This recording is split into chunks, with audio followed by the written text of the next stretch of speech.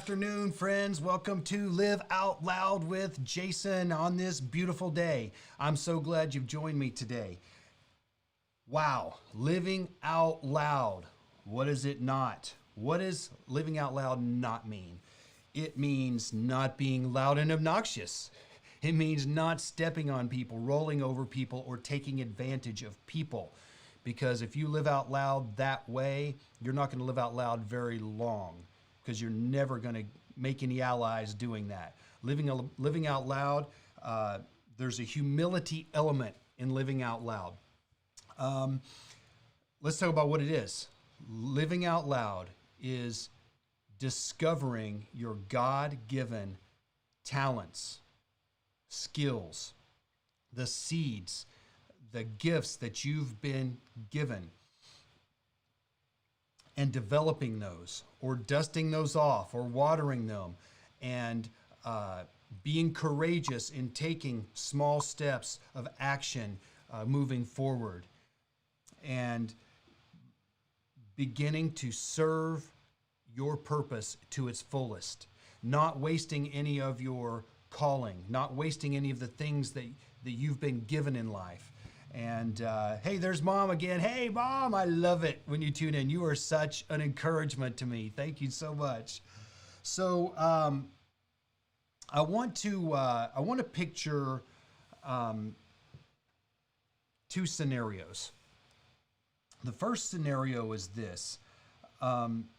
Think about what you're wanting to do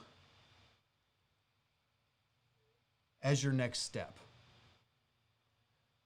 or where you're wanting to go. And again, this could be moving forward in your calling, in your family, your relationships, your health, your skills, your career, a season in your life. It could be any of that. Okay, so let's talk about. Let's picture two scenarios. One scenario is this. You take that next step, that little step that you're hesitant to take right now. Again, it could be a phone call, it could be a doing something, it could be a pruning something out of your life, it could be learning something, it could be putting yourself out there at risk of embarrassment, right? Or at risk of failure. If you did that, and you succeeded, what's the very best thing that could happen if you did that? The very best thing.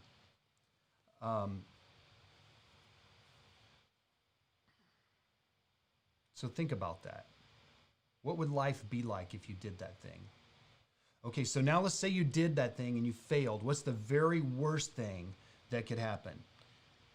So you could lose time, you could lose money, you could lose respect, you could be embarrassed, you could skin your knee, all these other little things, right?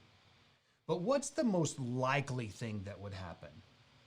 What's the most likely thing that would happen? Okay? If you didn't do that next step, what's the best thing that would happen? What's the worst thing that could happen? And if you didn't take that step, what's the most likely thing that's going to happen? And figure that out. What's at risk here if I move forward or stay put? That's really the question. What is at risk here? One of the risks is you're never going to move up, move forward, live out loud, become all that you can be. And you'll end up with, wasted potential, destiny, opportunity, enjoyment, fulfillment, and if you don't put yourself out there and risk being, let's just say, hurt in some way, you're never going to advance. There's not that I'm aware of. I don't think there's ever been a baseball player that hit the ball and got on base every single time. Yeah, probably more strikeouts, right, than hits. So don't be afraid of failure. Do not be afraid of failure. See failure as obstacles in your path to your success, to your living out loud. Failure can teach you, failure can strengthen you, and failure can forge you. Keep moving. And truly, in all honesty, it's a learning experience, and it's not failure until you stop. I want to encourage you, friends, stay with it. Don't stop. When you know you're headed in the right direction, and you know deep in your heart that's what you need to do, I want to encourage you to stick with it, okay? So, by the way, I believe that breakthrough in our lives, I believe that breakthrough in our lives begins with a breakthrough in our beliefs. I'm going to say that again. Breakthrough in your life begins with a breakthrough in your beliefs, because the beliefs feed the mindset and the habits and the conscious actions and the results, okay, and creates the reality. It all starts with the belief. So if something's not going right, there's a good chance that you have a belief problem, okay? And do you find yourself making excuses for your current situation? You know, sometimes excuses, that we make excuses to make ourselves feel better. And, you know, excuses why other people are doing it and we're not. Again, they're lucky. They had a better upbringing. They had more opportunities. They had better parents. They had money. They were in a better school. Or name it. Guess what? It doesn't matter. You were dealt the hand you were dealt. And it's up to you what you do with it. It's up to you what you do with it. It's up to me what I do with it. And friends, I just want to encourage you. Grab it. Go get it. You can do it. So there's this term everybody's heard, hey, reboot your computer. Boot up your computer. You know, what does that term, boot your computer, reboot your computer? What does it really mean? And what that term comes from is the way that a computer starts up is it has an operating system that has to start itself. And that term came from literally from grabbing yourself and pulling yourself up by your own bootstraps. That's what it is about. The computer it's wild how it all turns on. And sometimes we've just got to take the initiative and get going. Take the initiative and get going. You know, one of the things I'm sure you've experienced this before. You know, you've been working out and you're sore, right? And so me and Josiah, we're doing this workout where every muscle confusion. So every few weeks it changes around, and all of a sudden your muscles where you had gotten in a groove, the workout switch, and you're working your muscles different, and you get sore. And so when over the last week, when I sit still too long, and then I go to get up, I'm like, oh man, it hurts to get up. So to get still, it hurts to get moving again, right? But once I'm up and moving, I'm fine. But it takes to get up because like, oh man, I better help myself up here. And I want to encourage you in whatever situation, wherever you're trying to live out loud. Again, your health, your relationships, your serving, your career, whatever it is. Sometimes it's a little bit painful to get started. It's okay. Go get started. Embrace the pain. Smash the pain. Bust through the pain. Break through it. Okay. All right. So. By the way, there's something called, I want to show this to you. There is something called a sunk cost fallacy. I mentioned this a couple weeks ago. The sunk cost fallacy. And what does that mean? The fear of loss, listen to this, the fear of loss is greater than the desire for gain. And there's been a lot of studies done that says where they took groups of people, divided them up, and these people over here, what would they go through to earn $100? And this other group, what would they go through to avoid losing $100? And the group of people that was trying to avoid would do more to avoid losing the 100 than the opportunity group would to gain $100. And so the fear of loss really is greater than the desire for gain. And it's like people that are hoarders, they feel like they're losing something if they get rid of stuff. I want to show you this real quick. Here is, this says, I'm a man of my word. Once I've made a wrong decision, I stick to it. So think about that for a second.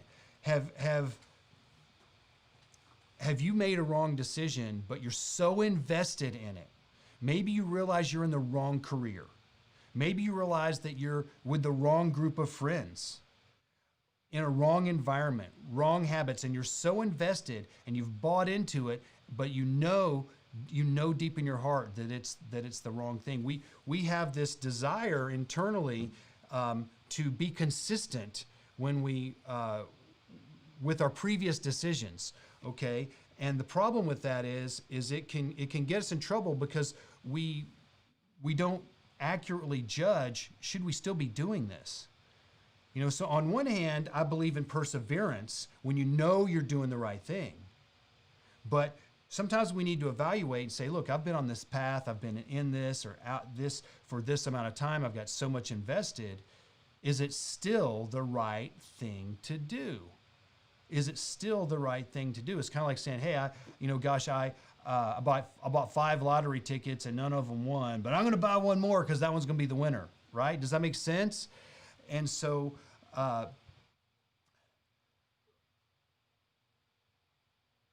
don't be afraid to make a tough decision to change your course, to change your path. Don't be afraid of that, okay? Don't be a victim of the sunk cost fallacy. It's okay to realize you've made a bad decision. Admit your bad decision. Correct your bad decision with a good decision, okay? By the way, I tend to use this term a lot.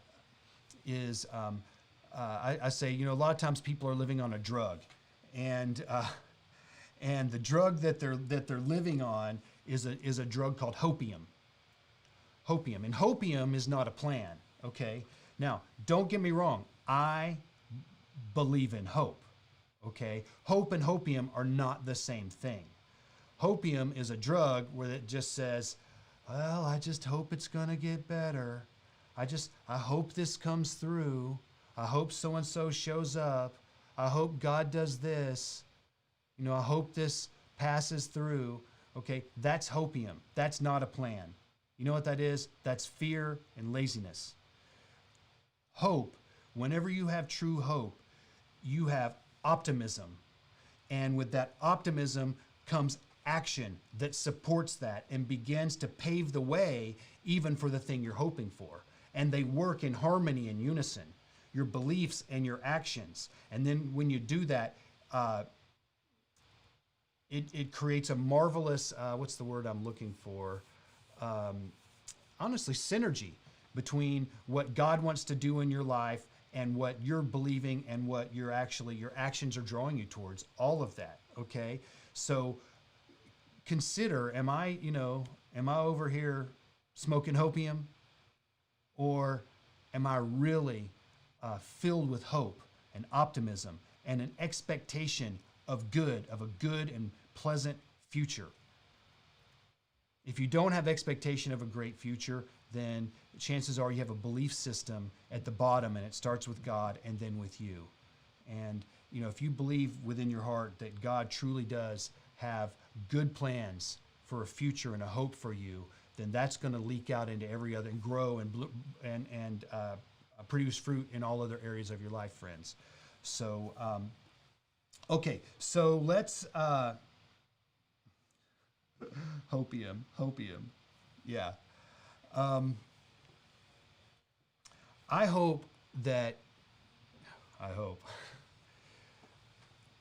want you to be inspired.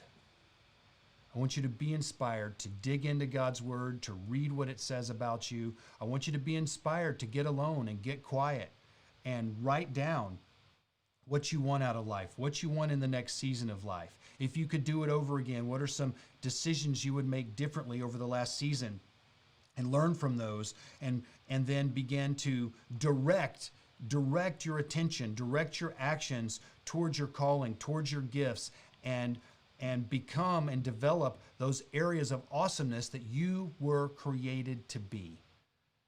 No one else can be you except you. And you can't be an awesome anyone else. The only awesome person you will ever have a chance of being is the awesome you that God made you. So I want you to embrace the awesome you. I want you to find your roar, find your jungle, okay? And I want you to find your confidence. And don't you want to live a life that's fulfilling? Gosh, when you're doing something that you're made for, it's so much more fulfilling. It's so much more fun. You get into the flow state and you just roll and you get a lot of awesome things done, and it's so fulfilling, and it's wonderful when you can discover that. And the sooner in life that you can discover what you're made for, the better it will be. Okay, friends? That's all I've got for you today. I just want to encourage you, and if I can help you in any way, please reach out to me. Please do like and share this. Share this with someone else who could use a word of encouragement. Everybody needs a dose of encouragement, whether you think it or not. Everybody needs a dose of encouragement. So God bless you. Have an amazing, amazing Wednesday, and I will see you tomorrow. Bye now.